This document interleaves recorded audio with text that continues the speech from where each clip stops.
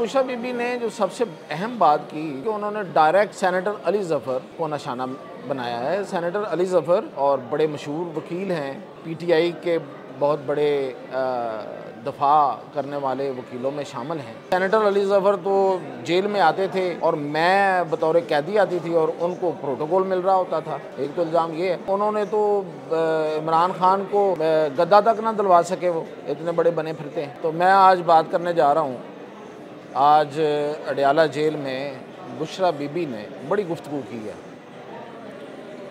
इधर उधर मतलब इधर उधर से मतलब ये है कि कोई इधर की बात की है, फिर उधर की बात की है, और उसमें हकीकत में है क्या बुशरा बीबी की सारी गुफ्तगू में, वो जो कह रही हैं वो वाकई खान की भी पॉलिसी है, क्योंकि वो तो साथ खड़े थे।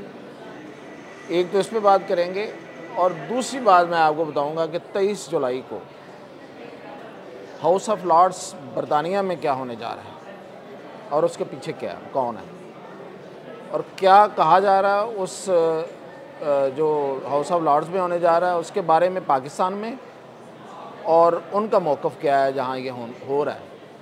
तो ये दो बड़ी अहम चीज़ें हैं। अच्छा, बुशरा बीबी ने जो सबसे अहम बात की, जो सबसे लोगों को थोड़ी चंबे की लगी, वो ये थी कि उन्होंने डायरेक्ट सेनेटर अली ज़फ़र को निशाना बनाया है। सेनेटर अली ज़फ़र लायर हैं और बड़े मशहूर वकील हैं, पीटीआई के बहुत बड़े दफा करने वाले वकीलों में शामिल हैं, और आपको याद होगा कि एक वक्त में वो बैरिस्टर गौहर की जगह पे चेयरमैन पीटीआई के भी उम्मीदवार थे, और उनको इमरान खान की बड़ी कुर्बत रही है। और फिर ये कि वो वकीलों में उनकी बड़ी से है, ILF में है, और अदरवाइज़ जो वकीलों का जो ओवरऑल वकला का जो है, मतलब जो बेस है और वो लाहौर है, तो उसमें उनका बड़ा नाम है। उन्होंने बड़े केस लड़े, वो सेनेट में उनकी बड़ी बेहतर पोजीशन है वहाँ पे। तो इसके बावजूद उन पे इतना बड़ा अटैक जो आज डायरेक्ट किया है बुशरा बीबी ने, उसकी क्या वजह हो सकती है? उन्होंने क्या कहा? उन्होंने कहा कि जी सेनेटर अली ज़फ़र तो जेल में आते थे और मैं बतौर कैदी आती थी और उनको प्रोटोकॉल मिल रहा होता था। एक तो इल्ज़ाम ये है, और दूसरा उन्होंने कहा कि उन्होंने तो इमरान खान को गद्दा तक ना दिलवा सके, वो इतने बड़े बने फिरते हैं। और फिर उन्होंने उसके साथ लिंक करके फिर इमरान खान की जो दास्तान सुनाई है वो ये कि जी उनको कीड़ों वाले फ़र्श पे रखा गया, उनको 3 दिन जगाया गया, उनकी आंखें सूज गईं, ये सारी कहानी बयान की है। और इसके अलावा फिर उन्होंने दोबारा अपनी वो जहर वाली बात की कि मुझे हारपैक दिया गया, और वो तो तब तक सूख चुका था जब इन्होंने टेस्ट का कहा। और फिर उन्होंने ये कहा कि जी उसका कोई सही तरीके से उसका मायना ही नहीं किया गया, उसके टेस्ट ही नहीं हुए, तो कैसे पता चलता। तबीयत वो कहती है मेरी ख़राब रही है।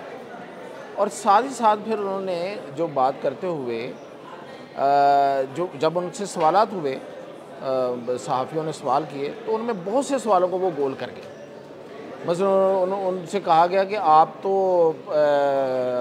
ख़ानदानी मसाइल पर भी बात कर रही थी, आज भी वैसे उन्होंने किया। आज उन्होंने कैसे की? उन्होंने कहा देखें जी, हमारे पास तो हमारी हालत ये है कि हम आए, मैं जब जेल में आई हूँ तो मेरे पास तो वकीलों को देने के पैसे नहीं थे, और हमारी ये हालत थी, और ये देखें कि हमें तो किसी ने पूछा तक नहीं है। यानी कि वो ख़ानदान की तरफ, ख़ानदान किसका है? इमरान खान के ख़ानदान की तरफ, अपने ख़ानदान की तरफ वो कैसे बात कर सकती हैं? क्योंकि खावर मानी का तो उनके एक्स हस्बैंड हैं अब, तो वो पैसे तो वही लगा सकते थे अदरवाइज़। तो अब वो इमरान खान के ख़ानदान की तरफ आज भी उन्होंने इशारा किया है। लेकिन जब उनसे सवाल किया गया कि आपने पिछली दफ़ा तो उनके बारे में बड़ी खुल के बात की थी, तो वो उससे उन्होंने जवाब देने से इनकार कर दिया, वो खामोश रहे। इमरान खान उन्हें बार बार टोकते रहे, और वो इस लिहाज से ये नहीं कहा उन्होंने कि तुम ये बात ना करो, ये बात क्यों कर रही हो। उन्होंने इस तरह से कहा कि देखें ये तो सेंसर्ड मीडिया है, ये आपकी बात पूरी तरह पहुंचाएगा नहीं, आपको क्या फ़ायदा इनसे बात करने का। तो उस पर फिर सहाफ़ियों ने एहतजाज भी किया कि खान साहब आप क्या कह रहे हैं, हमें आप सेंसर्ड मीडिया कह रहे हैं, हम आपकी सारी बातें लेके जाते हैं, पहुंचाते हैं, यहाँ तक आते हैं। तो इस पर इमरान खान फिर गुस्से में भी आ गए और वो चले गए। असल में देखें ये कितनी बड़ी लड़ाई है पार्टी के अंदर। अब ये अगर ये इमरान खान साहब की सपोर्ट इस बात को हासिल है सेनेटर अली ज़फ़र के ख़िलाफ़ बात करने में, तो ये फिर एक ही बात समझ में आती है कि वो भी चाहते हैं कि थोड़ी ये बात निकले और गुड कॉप और बैड कॉप की गेम खेली जाए, ताकि पार्टी में जो इख्तलाफात हैं उनको थोड़ा एंगेज रखा जाए लोगों को। और जो दूसरी बात जो इसमें जो नज़र आती है वो ये है कि सलमान सफदर इस वक्त केस लड़ रहे हैं बुशरा बीबी का, पार्टी का कोई वकील उनका केस नहीं लड़ रहा, और सलमान सफदर सुना है कि हैवी फीस ले रहे हैं।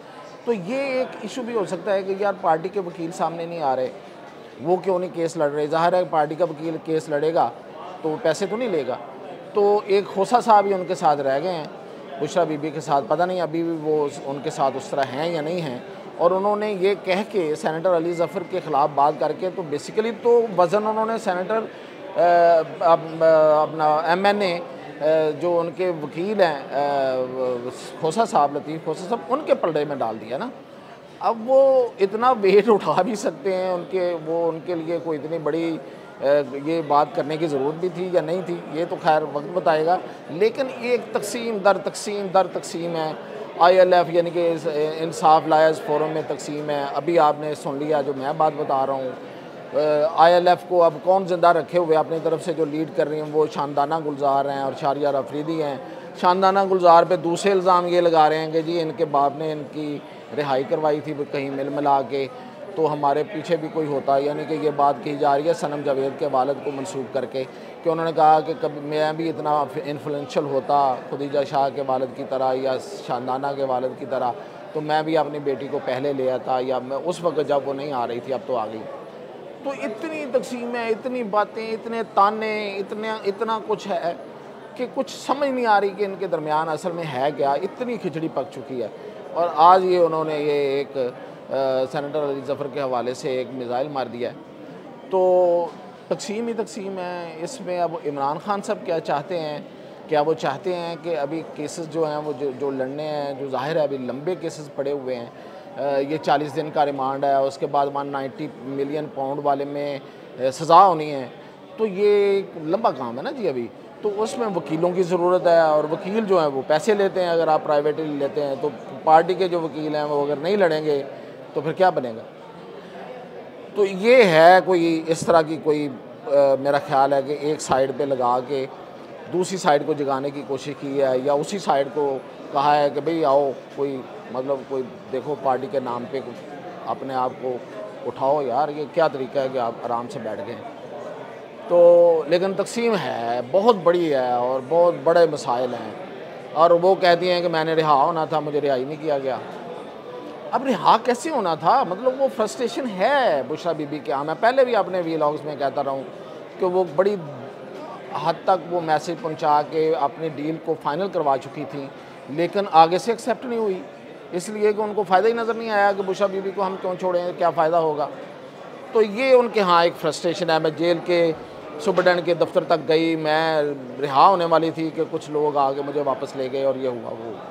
तो ये आज की जो अडयाला जेल की कहानी है। और अब आते हैं हाउस ऑफ लॉर्ड्स UK में डेमोक्रेसी इन क्राइसिस के नाम से एक डिबेट होने जा रही है 23 जुलाई।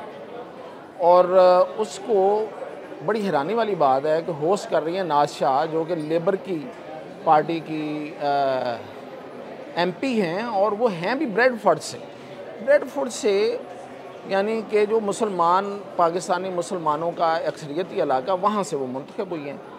अब वो उन्हें क्या पड़ी है कि इतनी बड़ी कंट्रोवर्सी में आ गई हैं। और जो डैनियल हैनन है, जो लॉर्ड हैं, जो पहले MP थे अब लॉर्ड हो गए हैं, उनके बारे में भी अजीबोगरीब पाकिस्तान में कहानियाँ मशहूर की जा रही हैं। और कहा जा रहा है, बताया जा रहा है कि शायद वो कोई ज्यूश लॉबी के हैं और शायद उनके कोई नेतन्याहू से बड़े करीबी ताल्लुकात हैं।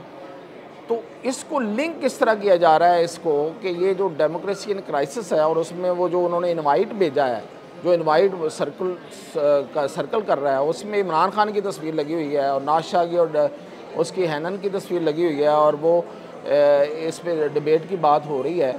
और इसको आज इंटरनेशनल मीडिया ने भी इस स्टोरी को किया और उसको लिंक किया है अहमद जंजुआ की कोई कहते हैं जी को उनको उठा लिया गया पाकिस्तान में, यहाँ इस्लामाबाद में कहीं, तो उसको लिंक किया है उसके साथ कि वो जो अहमद जंजुआ हैं वो पार्टी के इंटरनेशनल अफेयर्स के चूँकि हेड थे, तो वो इसको सारे को ऑर्गेनाइज़ कर रहे थे। अब पाकिस्तान से कौन कौन जा रहा था, कहते हैं कि बहुत से पीटीआई के कुछ लोग जा रहे थे और वहाँ पे उन्होंने बात करनी थी और फिर कोई पता नहीं फंड रेजिंग की बात होनी थी, आई डोंट नो, बट लेकिन ये है कि ये सब कुछ जो है इसके पीछे आखिर है क्या। ये डेमोक्रेसी इन क्राइसिस का जब अमेरिका के बाद ये अब हाउस ऑफ लॉर्ड्स में भी ये अमेरिकी कांग्रेस के बाद हाउस ऑफ लॉर्ड्स में ये इसका बहस का होना, ये तो बहुत बड़ी लॉबी है और बहुत बड़ी ये मूव है और पाकिस्तान पे ये प्रेशर में बहुत इजाफा करेगी। अब इसमें निकलता क्या है ये तो खैर वक्त बताएगा, लेकिन मैं एक बात बता रहा हूँ कि ये एक बड़ा प्रेशर है। अमेरिकी करारदाद ही पहले संभाली नहीं जा रही थी, अब हाउस ऑफ लॉर्ड्स आ गया उसमें, और उसमें जो बहस हो रही है और फिर ये कि जो डैनियल हैनन के हवाले से जो अफवाहें फैलाई जा रही हैं, इसमें से क्या निकलेगा बहुत ही हैरान कुन और किसी हद तक परेशान कुन ये सूरत हाल नज़र आ रही है। तो बाकी तफसीलात इंशाल्लाह आपको अगले व्लॉग